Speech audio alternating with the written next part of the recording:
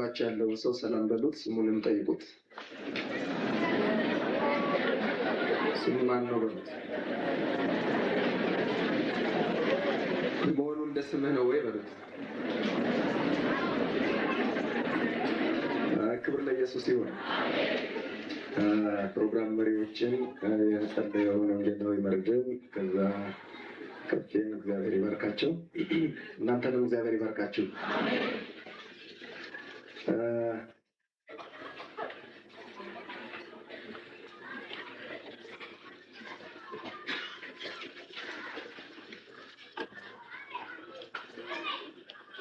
ስንቶቻችሁ ዛሬ አዲስ ነገር ትጠብቃላችሁ? ክብር ለኢየሱስ ይሁን። እንግዲህ ብዙ ሰው በማየት ነው የሚያምነው፣ ሳናይ እናምናለን። አሜን። እስቲ ከወሎ የመጣችሁ ከወሎ የመጣችሁ እስቲ ተነሱ። እስቲ ወሎዬዎች፣ መንግስተ ሰማይ ላይ መጀመሪያ ወሎዬ ነው የሚደረደረው። ከወሎ የመጣችሁ እስቲ እጃችሁን አውለሉ። ካሉ ለእኔ ትጽፋላችሁ፣ በሙስና እናሰጣችኋለሁ። ክብር ለኢየሱስ ይሁን። እሺ፣ አጠገባችሁ ያለውን ሰው ግብፃዊ ነው ወይም እስራኤላዊ ብለና ጠይቁት። እስራኤላዊ ከሆነ ሳሙት፣ ግብፃዊ ከሆነ ጨብጡት። መጨበጥ ይለዋል። ለምንድን ነው እኔን ማስተማር የቃላችሁ? ግብፃዊ ስለሆንክ ነው።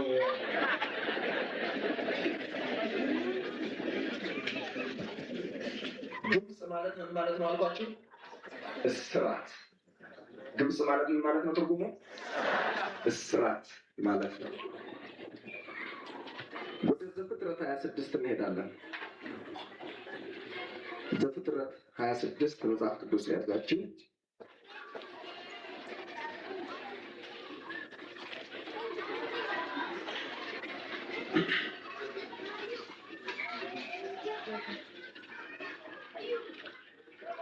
ምዕራፍ 26 ከቁጥር 18 ጀምሮ በጌታ ስም አነባዋለሁ። ይስሐቅም በአባቱ በአብርሃም ዘመን ቆፍረዋቸው የነበሩትን የውሃ ጉድጓዶች ደግሞ አስቆፈረ። አብርሃም ከሞተ በኋላ የፍልስጤም ሰዎች ደፍነዋቸው ነበሩና አባቱም ይጠራቸው በነበረ ሰው ጠራቸው። የይስሐቅም ሎሌዎች በሸለቆ ውስጥ ቆፈሩ። በዚያም የሚመነጭ የውሃ ጉድጓድ አገኙ። የጌራራ አገር እረኞች ከይስሐቅ እረኞች ጋር ውሃው የኛ ነው ሲሉ ተከራከሩ። የዚያችንም ጉድጓድ ስም ኤሴቅ ብሎ ጠራት፣ ለእርሷ ሲል ተጣልተዋልና። ሌላ ጉድጓድ ማሱ፣ ስለ እርሷም ደግሞ ተጣሉ። ስሟንም ስጥና ብሎ ጠራት።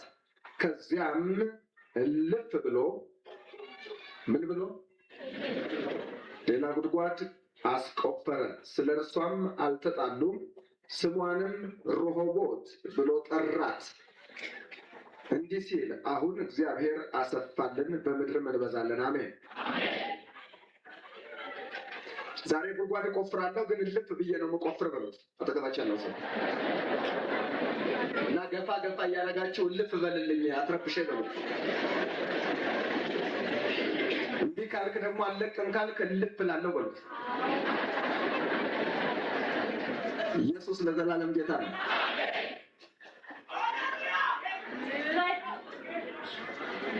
አገር ሰላም ነው። እዚህ ጋር ይሄ ፈሪ ቡድን ነው። እስቲ አገር ሰላም ነው። እስቲ አዲስ አበባዎች አገር ሰላም ነው ወይ? የሰላም አለቃ ማን ነው? ድንቅ መካር፣ ኃያል አምላክ፣ የዘላለም አባት፣ ኤልሻዳይ፣ አሜን የሆነው አልፋ ኦሜጋ፣ የመጀመሪያ የመጨረሻ፣ የሚመጣ የሚከብር፣ የጌቶች ጌታ፣ የነገስታት ንጉስ። ሃሌሉያ!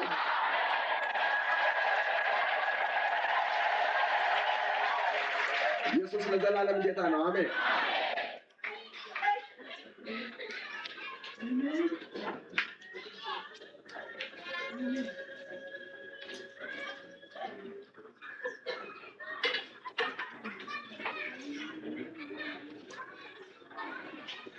እዚህ ከመጣሁ በኋላ እግዚአብሔር ርዕሴን አስቀይሮኛል። ስለዚህ እግዚአብሔር እንሰማለሁ። የኃይል ምንጭ the source of power እሱን ልሰብክ ነበረ ምፈልገው ግን አይሆንም ብሎ ጌታ። ስለዚህ ሐሳቤን እቀይራለሁ። እሱ ያለው ይሆናል፣ ግን የሚሆን ነገር አለ። አሜን። እንግዲህ ያው በዚህ ሳምንት በዚህ ዓመት ብዙ ነገር ይሆናል ብዬ አስባለሁ። ግን መጀመሪያ በጠላት ላይ እናውጃለን። ሰይጣን አንድ ስም አይወድም። የማንን ስም? ሰይጣን የተባበሩት መንግስታትን ይፈራል፣ ታንክ ይፈራል፣ ሚሳኤል ይፈራል፣ አድማ ይፈራል፣ ጥይት ይፈራል እንዴ? ቦምብ ይፈራል እንዴ? አንድ ስም ይፈራል። እሱም የማን ስም ነው?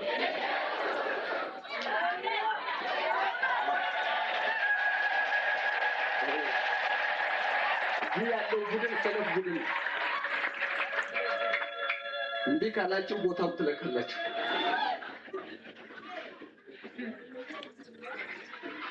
መጽሐፍ ቅዱስ ሲናገር አስተናጋጆች አሁን በጣም ጠንቃቃ ሆኑ። በጣም ጎበዝ አስተናጋጆች ናቸው። እኔና እናንተ ነን አሁን እኩል እንትን ያለን። መጀመሪያ ሰይጣንን እንደበድባለን። ከዛ በኋላ ከላይ ከሰማይ ስልኩ መገናኘት አለበት። አሜን። ስልክ ትፈልጋላችሁ? ልስታችሁ? የእግዚአብሔርን ስልክ ልስታችሁ? እሺ፣ ደብተር አውጡና አዘጋጁ። ኮዱን እሰጣችኋለሁ። ትፈልጋላችሁ? የእግዚአብሔር ስልክ በተለይ ሞባይል ነው። ሞባይልም ይሆናል፣ አንደርግራውንድን መጠቀም ይቻላል። ስልኩ ይሄ ነው። 333 ወደ እኔ ጩህ። እኔም ኤርምያስ 33 ቁጥር 333 አሜን። ወደ እኔ ምን አልክ? ጩህ። እኔም ይህኛው ስልክ ከኢትዮጵያ ወይም ከሌሎች ሀገሮች ስልክ ለየት የሚያደርገው ኔትወርኩ ሁልጊዜ ክፍት ነው። አሜን።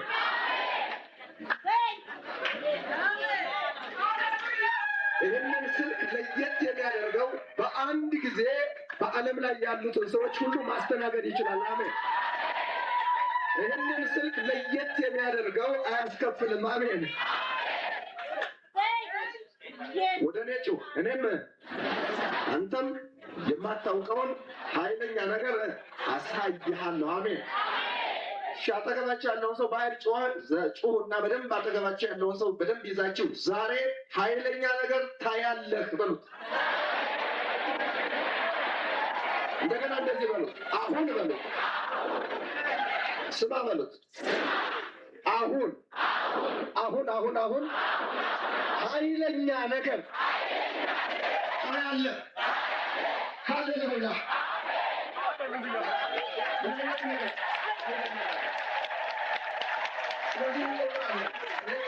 እናንተ ኢየሱስ ጌታ ነው ትላላችሁ። ቀኝ እጅ ወደ ላይ የቃል ኪዳን ምልክት፣ የእግዚአብሔር ቀኝ እጅ የኃይል ምልክት ነው። አሜን። ኢየሩሳሌም ሆይ ብረሳሽ ምን ትርሳኝ ይላል። ቀኝ ኃይሌ ማለት ነው። አንድ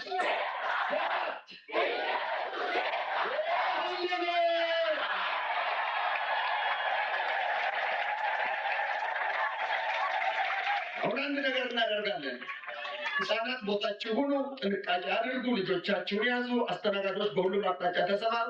አጠገባችሁ ያለውን ሰው በግራና በቀኝ ቀስ ብላችሁ ዊስፐሪንግ ማንሾካሾክ ማለት ነው። ቀስ ብላችሁ ኢየሱስ ትሉታላችሁ። የእግዚአብሔር ቃል ሲናገር እንደዚህ ይላል፣ ስምህ እንደሚፈስ። ስለዚህ ኢየሱስ በሉት። አሁን ቀስ ብላችሁ ቀጥሉ፣ ንገሩ፣ አታቁሙ።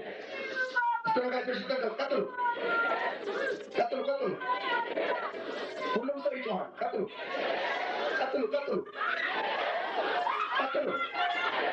አስተናጋጆች አሁን ቀጥሉ። አጋንንት ስለሚወድቅ አጋንንት የሚወድቀውንም ለዩ። ቀጥሉ።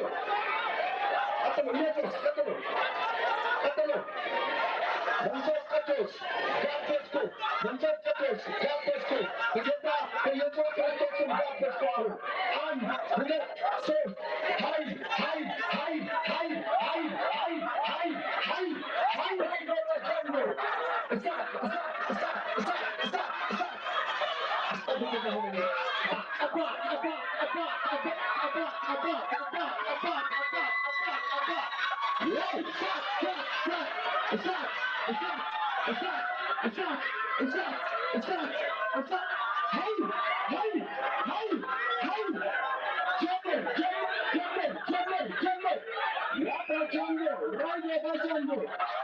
ይንደዳሁ፣ እሳት ይንደዳሁ፣ እሳት እሳት እሳት እሳት። ሃሌሉያ። አሁን እጅ ለእጅ ተያያዙ። አንዱ አንዱን እንዲደግፍ እና በኃይል እሳት ይወርዳል። አሁን እጅ ለእጅ ተያያዙ። ጀምር መንፈስ ቅዱስ ጀምር ጀምር ጀምር ጀምር ጀምር ጀምር። እሳት ይንደዳሁ፣ እሳት እሳት እሳት። ጠላትን የሚወጋ እሳት፣ የፈውስ እሳት፣ የቅባት እሳት።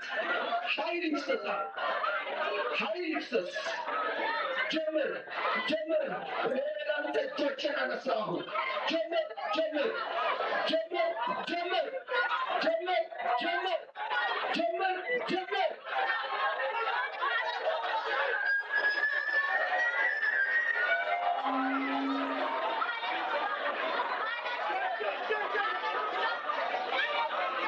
ኢየሱስ ለዘላለም ጌታ ነው። አሜን ሃሌሉያ። አሁን መስመሩ ተገናኝቷል። አሜን ሲገባው አሜን ይላል። ዛሬ በተቀበላችሁ ያለው ሰው አሁን ኃይለኛ ነገር ይሆናል ነው።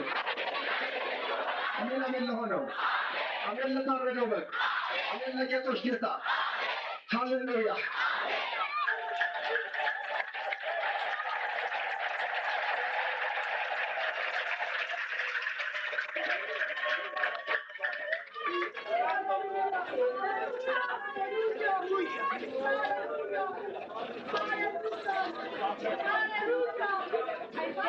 ኢየሱስ ለዘላለም ጌታ ነው። አሜን። እኛ ቃል ኪዳን እንገባለን። ከላይ ከሰማይ ደግሞ እግዚአብሔር ቃል ኪዳን ያስራል። አሜን።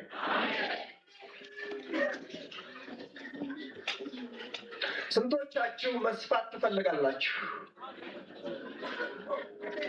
ግን ልፍ ማለት አለብን። አሜን።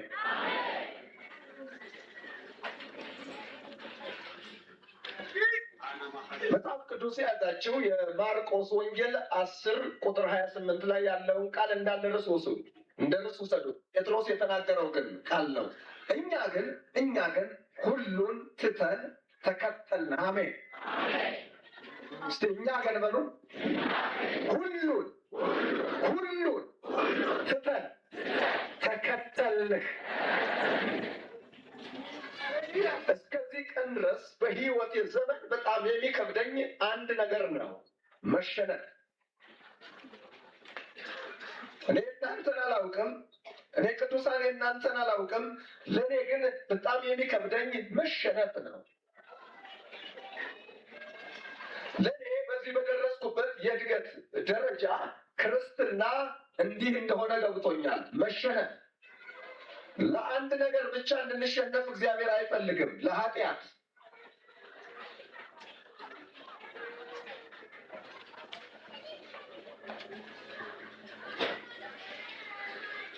በሕይወት ዘመን በጣም ከባድ መሸነፍ፣ በጣም መሸነፍ፣ ለማንም መሸነፍ፣ ለምንም ነገር መሸነፍ ነው። እግዚአብሔር ደግሞ እስክንሸነፍ ድረስ እየጠበቀን ነው። ዛሬ ግን ከቃሉ ጉልበትና ከመንፈሱ ኃይል የተነሳ እንሸነፋለን።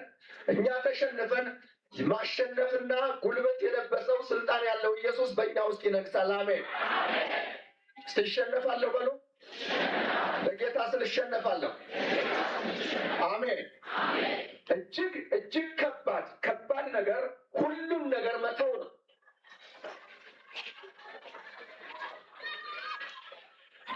እግዚአብሔር አብርሃምን በዘፍጥረት ምዕራፍ 12 ላይ እንዲህ አለው፣ ስለ እኔ ስትል አለው እግዚአብሔር እንደ ሰማይ ከዋክብት እንደ ባህር ዳር አሸዋ ላበዛህ ነውና፣ ግን አለው 3 ዋና ነገሮች ትተዋለህ አለው። አንደኛ አገርህን። በጣም ከባድ ነገር አገርን መተው ነው። በጣም ከባድ ነገር ስለ ብሔረሰብ መሞት ነው። በጣም ከባድ ነገር ከብሔረሰብ ስሜት መለየት ነው። በጣም ከባድ ነገር ከዘረኝነት መለየት ነው። አንዳንድ የስነ መለኮት ሰዎች እንደሚናገሩ ለምንድን ነው እግዚአብሔር አብርሃምን እዛው ያልተወው ይላሉ። አብርሃምን ውጣ ያለበት ዋናው ምክንያት በባቢሎን ምድር በኡር ምድር በከላዳውያን መንደር አብርሃም በአባቱ ቤት በዘመዱ አገሩ ቢሆን እግዚአብሔርን እንደማይታዘዝ ያውቃል። ባህሉ ይይዘዋል፣ ዘሩ ይይዘዋል። ዛሬ በስልጣን እግዚአብሔር አንድ ነገር ሊናገራችሁና ከዛ በኋላ ብዙ ሰው መንቀሳቀስ እስከማይችል ድረስ የክብሩ መንፈስ እንደ ደመና ወርዶ ታላላቅ ነገር ሊያደርግ እግዚአብሔር ቃል ገብቷል። የሚያምን አሜን ይላል። ግን እኛ የምንተወው ነገር አለ። አሜን። እግዚአብሔር ሶስት ዋና ዋና ነገሮችን ይጠይቀናል። አባቶቻችንን የጠየቀ ሶስት ዋና ዋና ነገር ነው። ከባድ ነገር በምድር ላይ ሶስት ዋና ዋና ነገር ነው። አንደኛ አገርን መተው፣ ሁለተኛ ዘመንን መተው፣ ሶስተኛ የአባትን ቤት መለየት። ዛሬ ታላላቅ የተባሉ ፓስተሮች፣ ዛሬ የተለያዩ ቄሶች፣ ዛሬ ታላላቅ ወንጌላውያን እግዚአብሔር ቀብቷቸው ትልቅ ነገር ካደረገ በኋላ በዚህ ሶስት ነገር ማለፍ አቅቷቸው ከእግዚአብሔር ቤት ተባረዋል። እነሱ አልተባረርንም ብለው ሌላ ነገር አቋቁመው ሊሆን ይችላል። ነግራቸዋለሁ፣ ተባረዋል።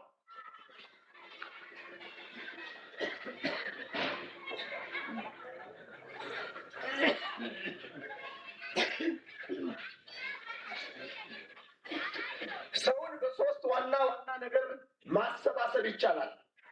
ሰውን በሶስት ዋና ዋና ነገር ከዚህ በኋላ ወጥታችሁ ሕሊናችሁን ብትተውና ቲፎዞ ተከታይ ለማግኘት ብትፈልጉ በሶስት ዋና ዋና ነገር ሰውን ማሰለፍ ይቻላል። አንደኛ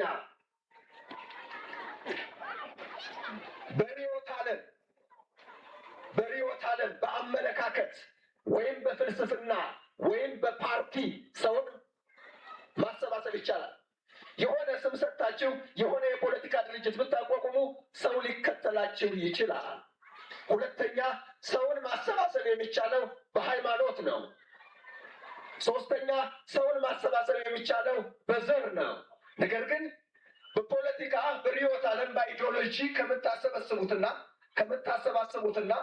ደግሞ በሃይማኖት ከምታሰባስቡት ሰው ይልቅ እጅግ ከእናንተ ጎን እስከ መጨረሻው እስከ ሞት ድረስ ከእናንተ ጎን ሰው የሚሰለፈው በዘር ነው። ተጠንቀቁ። ከዚህ በኋላ የፖለቲካ ድርጅት ባቋቋም ልትከተሉ ትችላላችሁ፣ ወይም ደግሞ የሆነ ቤተ ክርስቲያን ባቋቋም ልትከተሉ ትችላላችሁ። ነገር ግን የዘረኝነት ማዕከል ያደረገ አንድ ነገር ባቋቋም የራሴን ዘር የራሴን አመለካከት የሚደግፍ ከኔ ዘር ከኔ ብሔረሰብ የሆነ ባሰባስብ እስከ መጨረሻው ይከተሉኛል። ሰው ሁሉ በፖለቲካ ድርጅት ተሰባስቦ መውጣት ይችል ይሆናል። በሌላ አማርኛ ሰውየው የሚከተለውን ፖለቲካ ብትሰድቡበት ሊከፋው ይችላል። ሃይማኖቱን ብትነኩት ሊከፋው ይችላል። ዘሩን ከነካችሁት ግን መክፋት አይደለም ሊተናኮላችሁ ይችላል።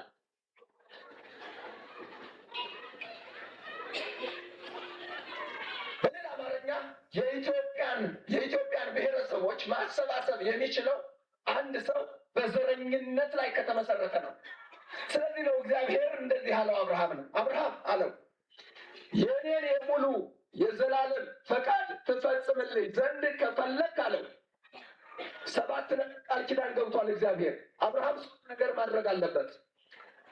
እግዚአብሔር ለአብርሃም 7 ነገር ሊሰጠው ነው። ነገር ግን አብርሃም 3 ዋና ዋና ቅድመ ሁኔታዎች ማሟላት አለባቸው። አንደኛ ከሀገሩ መውጣት፣ ከባቢሎን መንደር መውጣት፣ ከከላዳውያን መውጣት። አንተ ከከላዳውያን መንደር ወጥተህ ሁሉን ትውልድ ልትገዛ ነው፣ የሁሉም አባት ላደርግህ ነው። ነገር ግን ከሰፈር ውጣልኝ፣ ከዘመድህ ውጣልኝ፣ ከዘመድህ ከባህል ውጣ። ስሙ፣ ብዙ ሰዎች የኦሮሞ ተወላጅ የሆኑ ክርስቲያኖች በድፍረት ነግራቸዋለሁ፣ በገዳ ስርዓት እየተጋቡ ነው። ከዘረኝነት መላቀቅ ስላቃታቸው ግን ክርስቲያን ናቸው። ባህል ይጎትታል። ብዙ የሰሜን ሰዎች፣ ብዙ ታላላቅ የተባሉ የእግዚአብሔር ሰዎች፣ የሰሜን ሰዎች በባህሉ ላይ ተጽዕኖ ከመሆኑ የተነሳ በሰሜን ባህል ጋብቻ እየመሰረቱ ነው። አንዳንዶቹ በስክታ ጋብቻ እየመሰረቱ ነው። መላቀቅ ስላቃታቸው ነው። እግዚአብሔር ሶስት ነገር ከኛ ይፈልጋል። ከአባታችን ቤት እንድንወጣ፣ ከአባታችን አምልኮ እንድንወጣ፣ ከዘመዶቻችን ባህል እንድንወጣ፣ ከዘረኝነት ስሜት እንድንወጣ የሚያምነው ሰው ሁሉ አሜን ይላል። ይህንን ነገር ካደረግ ካለ እግዚአብሔር 7 ነገር ይሆናል አለ እግዚአብሔር። አንደኛ ዘርህ እንዳሸዋ ይበዛላል፣ እንደ ሰማይ ከዋክብት የሁሉም አባት አደርግሃለሁ፣ እባርክሃለሁ፣ ስምህን አከብረዋለሁ፣ የሚባርኩህን እባርካለሁ፣ የሚረግሙህን እረግማለሁ። አሜን ነው ወይ? ሰው ሁሉ በጣም የሚከብደው በ3 ነገር ነው። ከአባቱ ቤት መለየት፣ ከሀገሩ መለየት፣ ከዘመዱ መለየት። ዛሬ ግን እግዚአብሔር ይረዳናል። አሜን። እግዚአብሔር በዚህ ጉዳይ ተናገራቸው አለኝ። ተጠንቀቁ፣ ተጠንቀቁ። በሰሞኑን በኢትዮጵያ ሁኔታ ባለው የፖለቲካ ትኩሳት ባለው ጉዳይ ሁሉ በተለያየ ጉዳይ በዘረኝነት በተለያየ ሁኔታ ሆናችሁ በበጉ ደም ታጥባችሁ ክርስቲያን ሆናችሁ በዚያ ውስጥ ጭቃ የምታወቁ ሰዎች ሰይፍ እንዳይበላችሁ ተጠንቀቁ። እኛ አገራችን በላይ በሰማይ ነው። የሚያምን አሜን።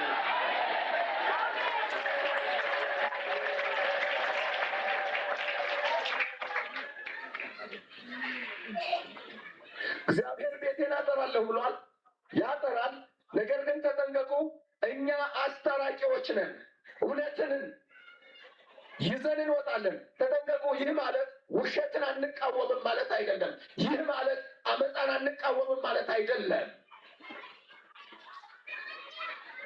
ነገር ግን በአንድ ወገን ሆነን አይደለም የምንቃወመው። ተንበርክከን እየጸለይን አስታራቂ እየሆን እግዚአብሔር በእኛ ምድር በእኔና በእናንተ መካከል ዛሬ ነው ምላችሁ፣ አሁን ነው ምላችሁ፣ እኔ በቆምኩበት መድረክ ላይ ታላቅ ነገር ሊያደርግ ነው። ግን ማን ነው ከሀገሩ ከዘመዱ ከአባቱ ቤት የሚለይ? እኔ ያለሁ ይላል የገባው። እስቲ እኔ ያለሁ በሉ። አሜን ነው ወይ?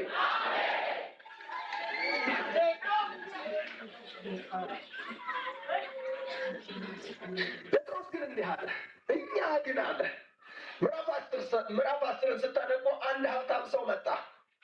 ወደ ጌታ ኢየሱስ መጣና ሰላም መምህር ሆይ አለው እና እንዲህ አለው፣ ጽድቅን ሁሉ መፈጸም እፈልጋለሁና ምን ማድረግ አለብኝ አለው። 10ቱን ትእዛዛት ጠብቅ አለው። ይህንን ሁሉ ፈጽሜያለሁ አለ። በዚህ ምዕራፍ ላይ አንድ ልብ የሚነካ ቃል አለ። ጌታ ኢየሱስ አየውና ይላል፣ ሰውየውን ያንን ሀብታም አየውና ምን አደረገው ይላል? ወደደው። እውነትም ሰውየው ጻድቅ ነው። ምንም ነውር የሌለበት ሀብታም ነው። ሁሉንም ሕግ ጠብቋል። ነገር ግን ጌታ መጨረሻ አንድ ጥያቄ ጠየቀው። ያለህን ሁሉ ሽጥና ምን አድርገኝ ተከተለኝ። ያኔ የሰውየው ፊት ምን ሆነ ይላል? ጠቆረ። ስለዚህ ጌታ እንዲህ አለ፣ ሀብታም ወደ መንግሥተ ሰማይ ከሚገባ ግመል በመርፌ ቀዳዳ ቢሾልክ ይሻላል። እና ፊቱ እየጠቆረ እያዘነ ተመለሰ። ያኔ ጴጥሮስ እንዲህ አለ፣ ጌታ ሆይ አለ፣ እኛ ግን 12ታችን ግን ልጆቻችንን፣ ሁሉም ነገር፣ መርከባችንን፣ ጀልባችንን፣ ቤታችንን ሁሉም ትተን ምን ያደረግን?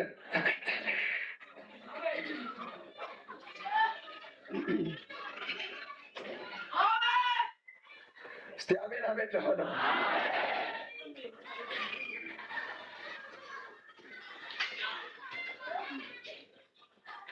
ጌታ ኢየሱስ ማርቆስ ምዕራፍ 10 ቁጥር 28 ላይ ጴጥሮስ እንደዚህ ካለ ግን እኔም እንዲህ እላለሁ አለና 8 ዋና ዋና ነጥቦች ተናገራቸው። ስማ ጴጥሮስ አለው። ስሙ አላቸው።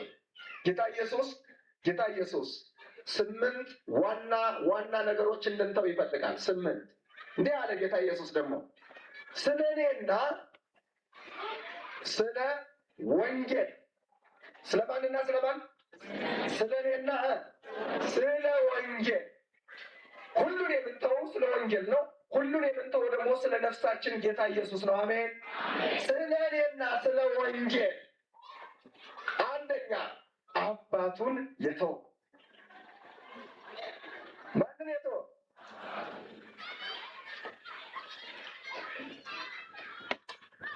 አባት በጣም እንግዲህ አባት ነው።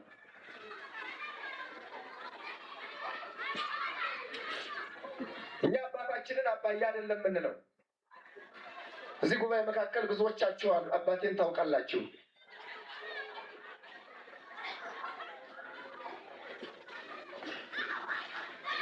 አባታችንን ጀንበሩ ነው የምንለው። አባታችን ልጅ መምታት አይወድም። ሰው ሲመጣ ነው አባዬ የምንለው። ነገር ግን ለወንጌል ልወጣ ስል እሱ ጡረታ የሚወጣበት ጊዜ ደርሶ ስለነበረ እንዴት ብዬ ልንገረው እና 93 እኔ 30 ነው ለወንጌል የወጣው። ነገር ግን አባቴን ያየሁት 95 ላይ ነው። ለወንድሜና ለእህቴ ላኩባቸው። አባቴ ካለቀሰ ውሳኔን ላጠፍ ስለምችል እና መጨረሻ ከ2 ዓመት በኋላ ሄድኩኝ ፊቱን ለማየት። አይቆጣም፣ ሊያይህ እየፈለገ ነው፣ እያለቀሰ ነው። ጋሼ ናመተህ ያሉኝ ወንድሜና እህቴ፣ እነሱ ጌታን ያውቃሉ። ሄድኩኝ።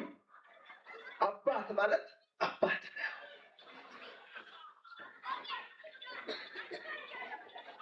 አባት ማለት የተለየ ትርጉም አለው። አባት አባት ነው። ነገር ግን በጌታ ኢየሱስና በአባት መካከል ኃይለኛ ልዩነት አለ። የኔ አባት ጀንበሩ 69 ዓመቱ ነው። ኢየሱስ ክርስቶስ ግን እንዲህ ብሎኛል፣ የዘላለም አባት እሆንሃለሁ። የገባው አሜን። ሃሌሉያ።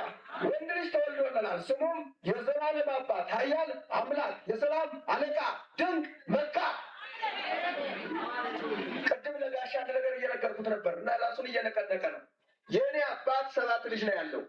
ጌታ ኢየሱስ ግን 6 ቢሊዮን ልጆች አሁን እንኳን አሉት። አሜን። አሁን በሕይወት ያሉት እንኳን 6 ቢሊዮን። እግዚአብሔር የተባረከ ይሁን። ጌታ ኢየሱስ በአንድ ጊዜ የሁሉም አባት መሆን ይችላል። አሜን። እስቲ የገባው አሜን ይላል። ስንት አባት አለን? አንድ።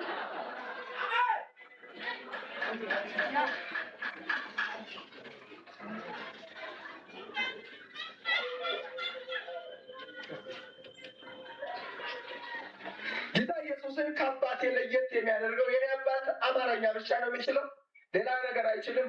ጌታ ኢየሱስ ግን ለየት ያለ አባት ነው። ለጃፓኖች ኩቹ ኳምፓቻ ሲሉ ይገባዋል። አሜን። ቻይናዎች ደግሞ ቱዲ ቢቤ ሲሉ ይገባዋል። እስቲ አሜን አሜን። አማራዎችም ባባ ሲሉ ይገባዋል። ኦሮሞዎችም ሲናገሩ ይገባዋል። እንግሊዘኛም የሚናገር ሁሉም የሚናገር ቡቡቡ ሲል ልጆች ይላል። አሜን። የሚገርመው የኢየሱስ ክርስቶስ አባትነት ደግሞ የሁሉንም ልጆቹን በሙሉ ይህንን ሁሉ አይደለም፣ በዓለም ላይ ያሉትን ልጆች ሰብሰብ አድርጎ እቅፍ የሚያደርግበት ውብ ክንድ አለው፣ የምህረት ክንድ አለው። አሜን ሃሌሉያ። ኢየሱስ ከኔ አባት ይበልጣል። ኢየሱስ ከአንተ አባት ይበልጣል። ኢየሱስ ከአንቺ አባት ይበልጣል። እኛ ግን አለ ጴጥሮስ ሁሉን ትተን አባቴን እናቴን ሁሉ ትቼ ተከተልኩ አለው።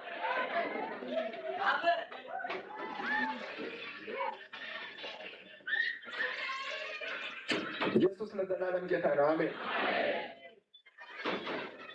አባት። ሁለተኛ ማርቆስ 10:28 ላይ የተጠቀሰው ቃል እናት ይላል። ስለ እኔና ስለ ወንጌል እናቱን የተወ። እናት ደግሞ ልዩ ነች፣ ልዩ ነች። እናት ማለት እኔ ስለ እናቴ ማሰብ የጀመርኩት ልጅ ከወለድኩ በኋላ ነው። ልጆች ሲያድጉ እኔ ጋር የሚመጡት 3 ዓመት 4 ዓመት ከጨረሱ በኋላ የሆነ ቁምጣ የሆነ ጅንስ አስለብሳቸውና ከዛ ኬክ ለመግዛት ብስኩት ለመግዛት ከተማ ይዣቸው ይሄዳሉ። እናታቸው ግን ከጸነሰችበት ጊዜ ጀምሮ ከተወለዱ በኋላ ተመልከቱ፣ እናት እንዴት ልጇን እንደምታሳድግ። እናት በጭኗ ላይ ልጁ በሷ ላይ ሲያመው ደህና ሆኖ ከእናቱ ጋር ተጣብቆ እያጠባች ሲያመው አብራ እያለቀሰች። ባለፈው ልጆች ተሰብስበው በነበሩበት እንዲህ አልኳቸው፣ እኔም አረጃለሁ እናታችሁም ታረጃለች፣ ነገር ግን ብዙ የምትቆርጡ ለእሷ ነው አልኳቸው። ለነገሩ ዙሮ ይመጣል ወደ እኔ። እናት ልዩ ነች። አሜን። እግዚአብሔር ግን እንዲህ አለ፣ እናት ልጆቿን ትረሳ ይሆናል አለ። እናት ልጆቿን ትረሳ ይሆናል። እኔ ግን አለ እኔ ግን ኢየሱስ የተባረከ ይሁን። ለዚህ ነው የእግዚአብሔር ቃል ሲናገር ኢየሩሳሌም ኢየሩሳሌም ሆይ ብረታሽ ቀኜ ትርሳሽ፣ ባላስብሽ ምላሴ በተናጋዬ ትጣበቅ የሚለው ኢየሩሳሌም ሆይ ብረታሽ። እግዚአብሔር ስለ ኤፍሬም ደግሞ እንደዚህ አለ፣ ኤፍሬምን ባሰብኩ ጊዜ አንጀቴ ይላወሳል። እናት ማለት እናት ነች። እናት ደበቅ አድርጋ ታጎርሳለች። እናት በክፉ ቀን ትሸሽጋለች። እናት ለየት ያለች ነች። እናት ማለት እናት ነች። ቢሆንም ግን አለ ጌታ ኢየሱስ ስለ እኔና ስለ ወንጌል እናቱን የተወ አባቱን የምተወ በሚመጣው ዘመን 100 እጥፍ ይቀበላል። አሜን ነው ወይ? እስቲ አሜን በሉ። እናታችንን ስለ ጌታ ብለን እንኳን ተዋለን። ነገር ግን ሌላ ነገር ነው። አንተ ተራ ነገር ነው መተው ያቃተህ። የማይረባ ነገር ነው መተው ያቃተህ አንተ።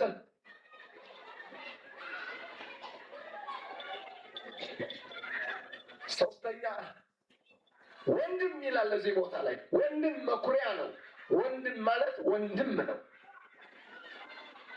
ወንድም ማለት ወንድም ነው። ወንድም መኩሪያ ነው።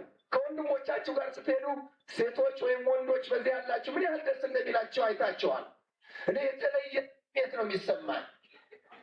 ከወንድሞቼ ጋር ስሆን የሆነ ስሜት ይሰማኛል። አብረን ስንበላ የሆነ ስሜት ይሰማኛል። ደግሞ ሁሎችም የኔ ታናሽ ስለሆኑ ጋሼ ጋሼ ሲሉኝ የሆነ ስሜት ይሰማኛል። ወንድም ወንድም ነው። ቢሆንም ግን ከወንድም ከወዳጅ አብልጦ የሚጠጋጋ ኢየሱስ ክርስቶስ አለ። አሜን ነው።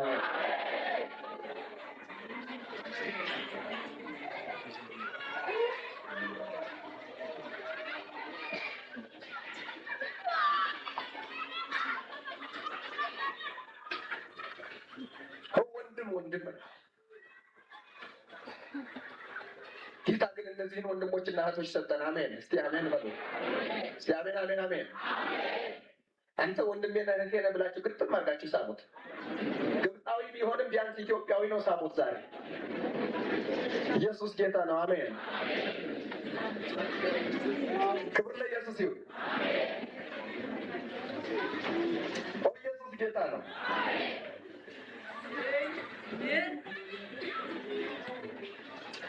ኢየሱስ ለዘላለም ጌታ ነው። አሜን። በዚህ ዓመት እናቴ በካንሰር በታመመች ጊዜ እና እዚህ ጥቁር አንበሳ ተኝታ በነበር ጊዜ ለእኔ በጣም ከባድ ዘመን ነበረ። አገልግሎቶችን መሰረዝ ነበረብኝ። ነገር ግን ኃላፊነት ወስደው ያስታመሟት ወንድሞች ነበሩ።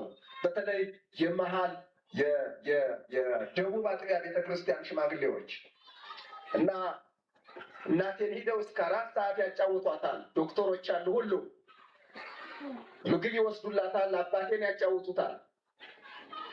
እና እናቴ እንዲህ አለች፣ የአንተ ዘመዶች አለች፣ የአንተ ዘመዶች ልክ ያለች የአንተ ዘመዶች ጉዳይ ማርኮኛል። ማየ ጌታን ትቀበያለሽ አልኳት። ሽማግሌዎች አሉ።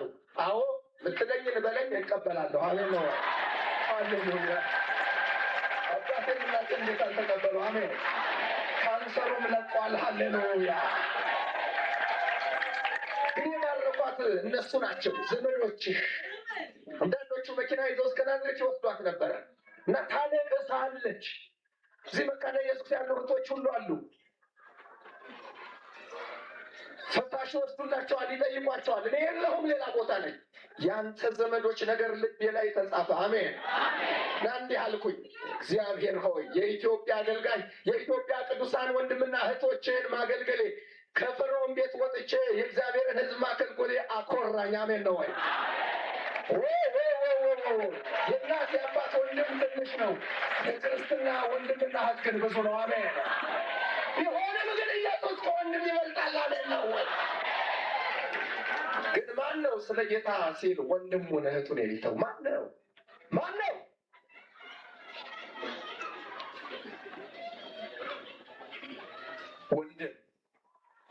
ወንድም ማለት ቀላል አይደለም። እዚህ ብዙዎቻችሁ ታውቃላችሁ። ባለፈው መስከረም ላይ እንዴት እንዳለቀሱ። የ4 ጊዜ ታናሽ ወንድም አለኝ። ዶክተር ነው። ወደ ፓሪስ ለስራ ጉዳይ ይሄዳል እና ስጠይቀው ላልመለስ እችላለሁ አለኝ። አለቀስኩኝ። ባዶነት ተሰማኝ። ተንበርክኬ ማለቅስ ጀመርኩኝ። ሲመጣ ግን ጌታን ባረኩ። አሜን ነው ወይ? ወንድም ማለት ወንድም ነው።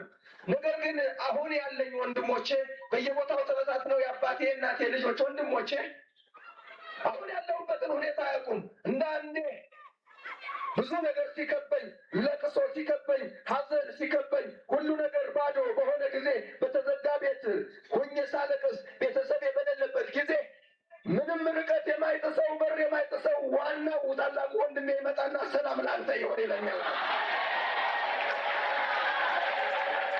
ኢየሱስ የቅርብ ቀን፣ ኢየሱስ ገመና ሸሻጊ፣ ኢየሱስ ርቀት የማይገድበው፣ ኢየሱስ በጨለማ ከተፍ የሚል፣ ኢየሱስ ሞትን ያሸነፈ የወንድም አውራ አሜን ነው። ግን ማን ነው ስለዚህ ወንድም ብሎ ሌላውን መሰናክል የሚሆነውን ወደ ጥልቁ የሚወስደውን ወደ ባህር የሚወስደውን ወደ ሞት መንደር የሚወስዱትን ወንድሞች እምቢ የሚል ማን ነው? ማን ነው ከዘረኝነት የሚላቀቅ? ማን ነው? እግዚአብሔር ይህንን ሕዝብ እንዲህ አስጠንቅቃል። ተጠንቀቁ። ይህ መልእክት እዚህ ማስታወሻ ውስጥ የለም። ስለ እኔና ስለ ወንጌል አለ ጌታ።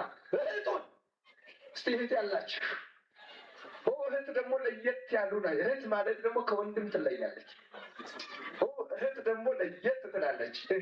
በተፈጥሮ ሴቶች ሩሩ ናቸው፣ ይራራሉ፣ ልባቸው ሩሩ ነው።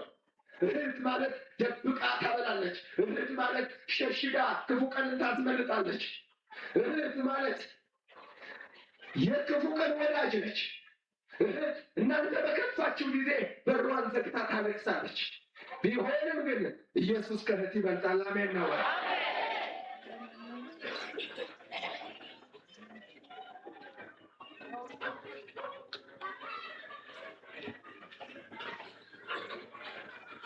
አምስተኛ ሚስቱን ስለ እኔና ስለ ወንጌል የተወ። እንግዲህ አሁን መጽሐፍ ቅዱስ ነው የምናገረው። 10:28 ላይ ነው ማርቆስ ላይ። ሚስት ደግሞ ለየት ያለች ነች። እንግዲህ በመጽሐፍ ቅዱስ 3 ሚስጥር አለ። 3 ሚስጥር። አንዱ የጌታ ኢየሱስ ልደት ነው። የጌታ ኢየሱስ አወላለድ ልደት ጉዳይ ለትውልድ እንቆቅልሽ ነው። ብዙዎች የተሰናከሉት በጌታ ኢየሱስ ልደት ነው።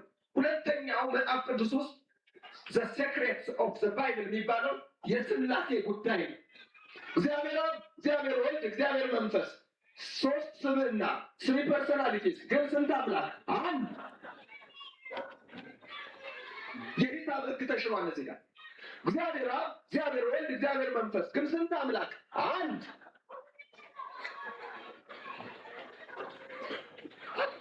የጌታ ኢየሱስ አወላለድም በጣም ከባድ ነው። ለዚህ ነው እስማኤላውያን ወላሂ እንዴት አላህ ይወልዳል ይላሉ። እኛ ደግሞ እንዲህ እንላቸዋለን፣ ወላሂ የአላህ አሰራር ከአእምሮ በላይ ነው። አሜን ነው ወይ?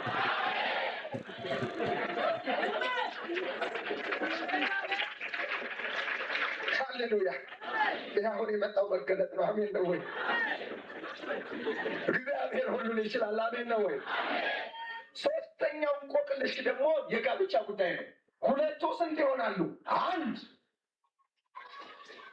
የሂሳብ ሕግ ተሽሯል እዚህ ጋር። አባታችሁን ትወዳላችሁ፣ እናታችሁን ትወዳላችሁ፣ ወንድምህን ትወዳላችሁ፣ ዘመድን ትወዳላችሁ። ቢሆንም ሚስትን የሚተካ ነገር የለም። ወንደላጤዎችን አይመለከትም። ያገባችሁ ልክ ነው በሉ። ያገባችሁ ብቻ በዶሮ ፊት ፈንግል አይወራም።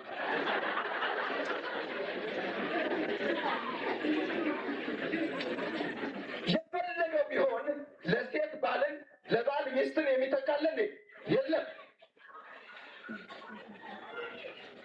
ለአባት ለእናት ለወንድም እህት የማይታይ ገበና ለማን ይታያል?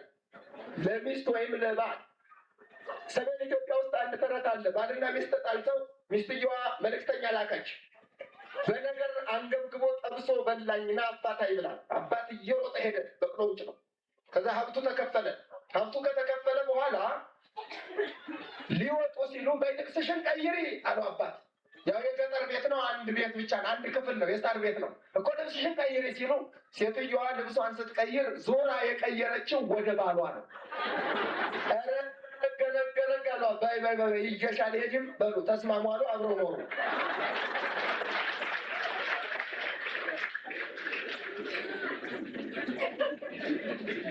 በሚስት ቀልድ የለም፣ በሚስት ቀልድ የለም በሉ ወንዶች ብቻ። ብቻ ነው። ወንድናቴን አይጨምርም። ሴቶችም በባል ቀልድ የለም በሉ፣ ያገባችሁ ብቻ ቀስ ብለሽ ቀስ ብለው ነው።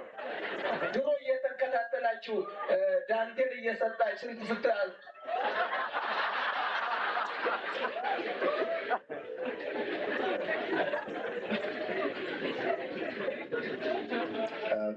አንድ እናት ጌታን አወቁ።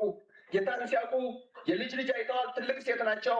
ባልየው አባረሯቸው እና መጨረሻ የሚበሉት አጥተው እግዚአብሔር በህልም ተገለጠና አዲስ አበባ ሂጂ፣ እኔ ቤት እሰራልሻለሁ፣ አስጠጋሻለሁ አላቸው። በአውቶቢስ መጡ። የልጅ ልጅ አይተዋል።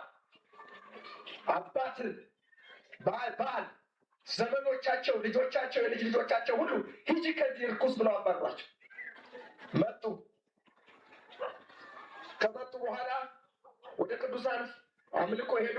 አንድ ኮሎኔል ቤት ለሰራተኝነት ቀጠሯቸው። ኮሎኔሉ ደግሞ ለምን እንደሆነ አይታወቅም፣ አግብተው አያውቁም።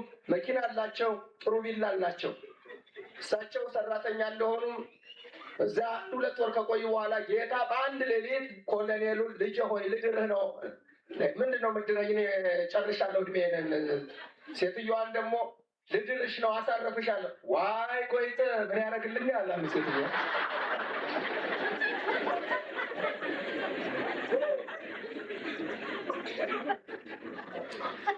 ዘር ይችላል። አሜን።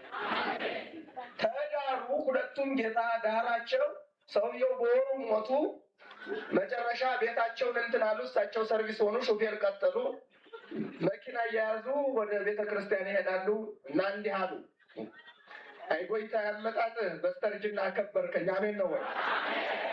ስለ ኢየሱስ ብለው ቤታቸውን፣ ስለ ኢየሱስ ብለው ትዳራቸውን ከሁሉም በላይ በሰማይ የዘላለም ሀገር ማማላቸው። አሜን ነው ወይ? ይሄ የኮሎኔሉ ቤት ምድራዊ ነው። ነገር ግን በላይ በሰማይ ከበጉ ጋራ፣ ከመላእክት ጋራ፣ ከቅዱሳን ጋር ለዘላለም። ጴጥሮስ ግን አለ እንዲህ፣ እኛ ግን ሁሉን ትተን ተከተልን። ሰው ሁሉ ነገር መተው አልቻለም። ሰው ሁሉ ነገር ተከትሎ መከራውን ያያል። ጴጥሮስ ግን እንዲህ አለ፣ እኛ ግን ሁሉን ትተን። ስንቱን?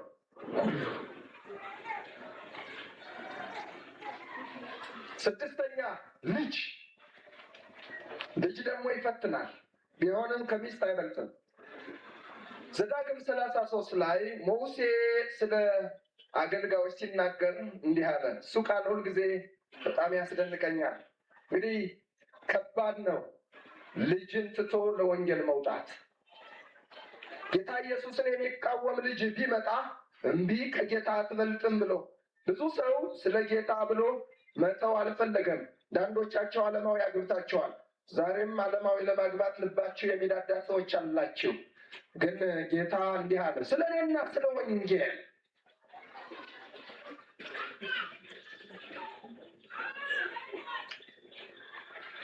ምዕራፍ 33 ቁጥር 8 ዘዳግም ስለ ሌዊም እንዲህ አለ፣ ቱሚምህና ሩሚህ ለቅዱስ ሰው ነው።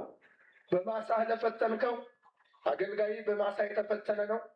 ሁለተኛ ስለ አባቱና ስለ እናቱ አላየሁም ላለ የእግዚአብሔር ሰው አባቱንና እናቱን እንኳ አያውቅም። አባቱንና እናቱን አላየሁም ላለ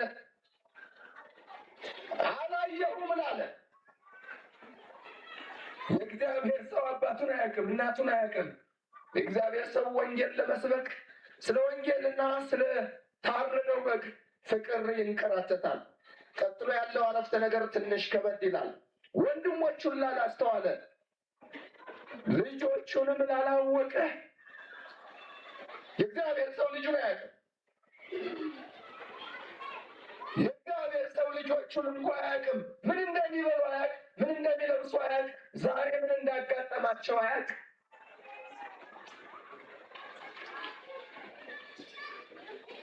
ቢሆንም ግን ጌታ ኢየሱስ ከልጅ ይበልጣል። አሜን።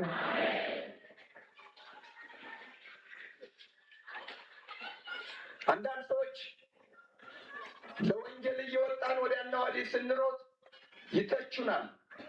ነገር ግን ዕጣ ወድቆብን ነው። እኛም ቤተሰቦቻችንን እንወዳለን። ነገር ግን ልጅ ከኢየሱስ ያንሳል። አሜን።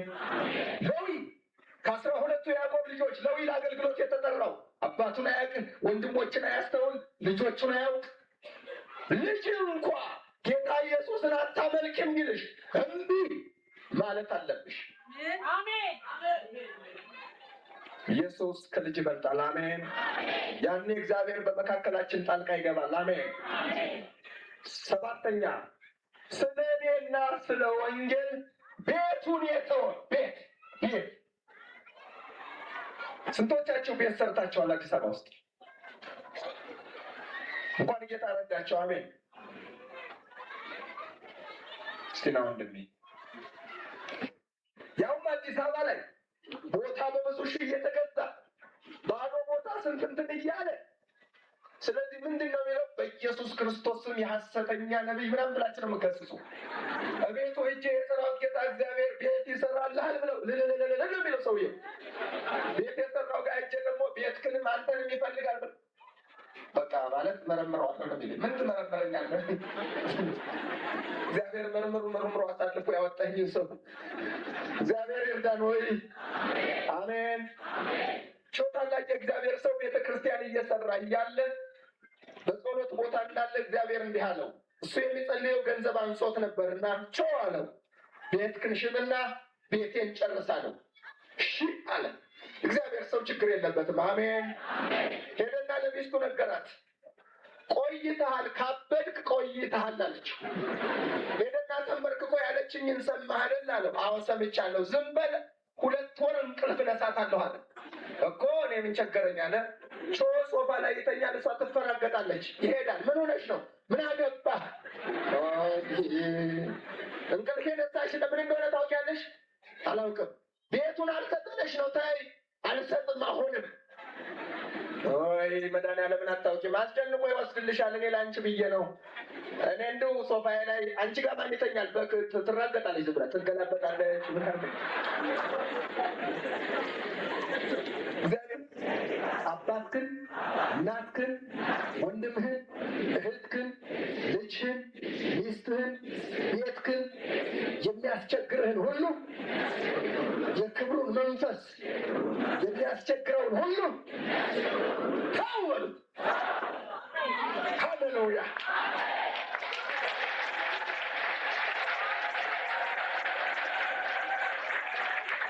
አሜን።